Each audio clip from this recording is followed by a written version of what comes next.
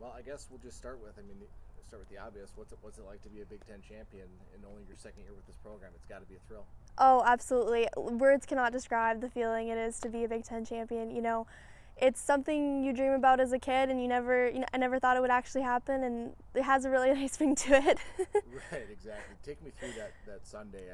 Yeah. I've heard multiple stories, but I think you were 1-over going into it. You were probably not thinking about winning a title that day, but then you obviously have the run of your life. Just kind of what was your mentality going into Sunday? Yeah, absolutely. So I was 1-over going into Sunday, and leaders were 6 under. So I was 7 back. It wasn't even crossing my mind that a title was plausible.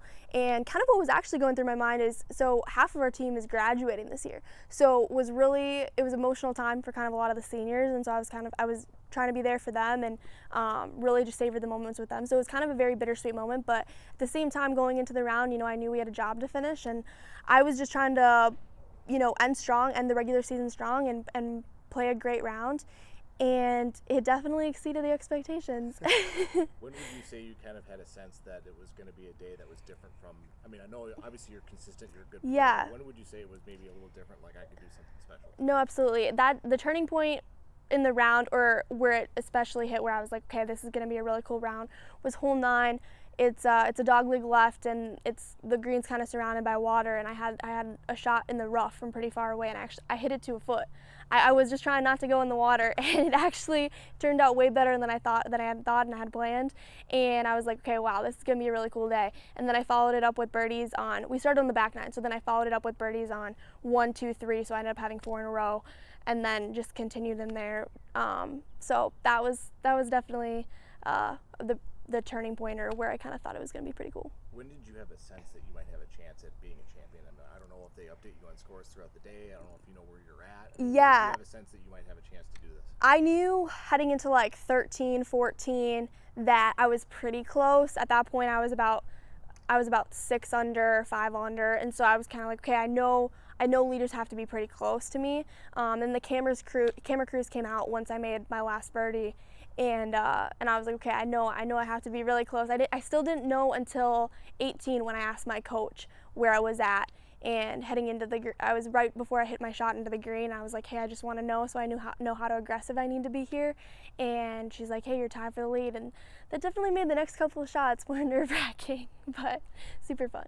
When you realize that you are sharing that title, I think you shared it with 2 other players. Yeah. When you realized that I did it, I'm the Big Ten champion, what was kind of the first thing that went through your mind? It was really a weird flood of emotions, because actually the other 2 were still out in the course, so I didn't know whether to start celebrating or didn't know if it was even going to be a title at all. So a huge flood of array of emotions when I saw the girl bogey and then almost birdie and missed the putt. So just it was kind of a really crazy thing, not really knowing what to feel.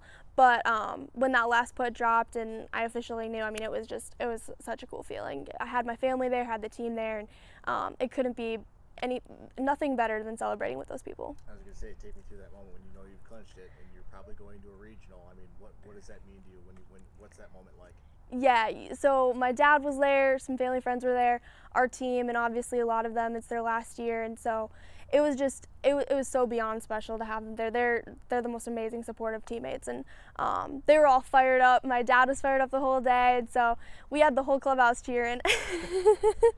You've been on golf's biggest stage at virtually every level that there can be for the women's game. What does it mean for you to be the first the first co-Big Ten champion at Minnesota in 35 years? Oh man, I don't even think words can express like how grateful and blessed I feel to be called that and be up with some of the best names that there are.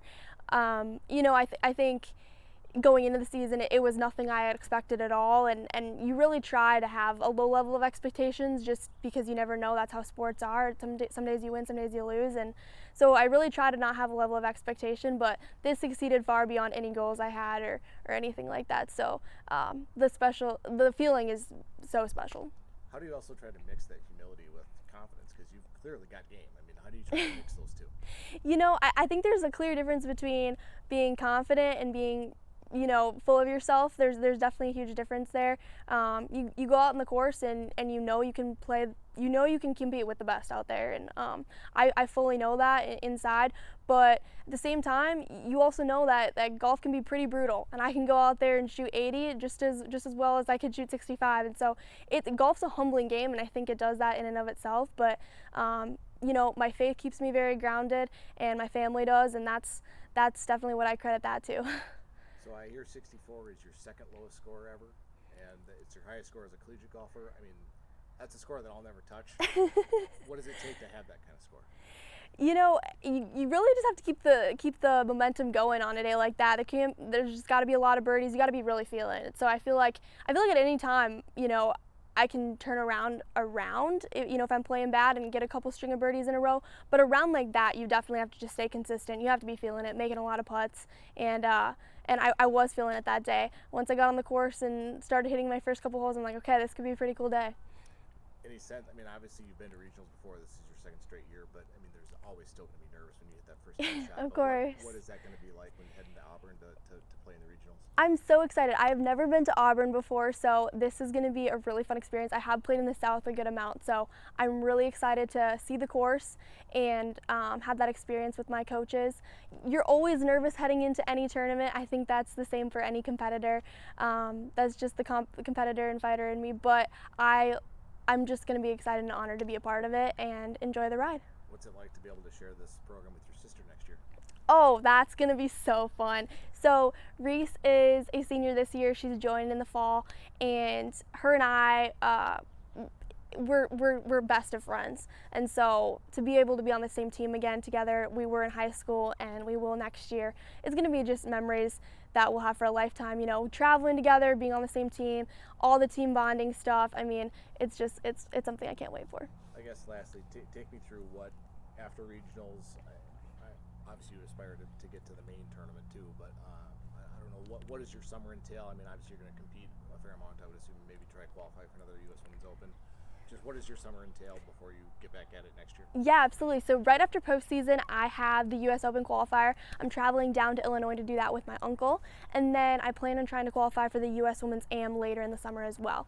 It'll be kind of a pretty relaxed summer in the sense of a little less tournaments. I'll be playing a lot of golf, but you know, we've got season right ahead in September, so it comes quick, and I'll definitely be doing a lot of gearing up for that. How much did your phone blow up when you The phone blew up like crazy. Minnesota golf world's very small. Everyone knows everyone, so word spread fast. I probably had like 100, 200 messages by the end of Monday. It was pretty crazy.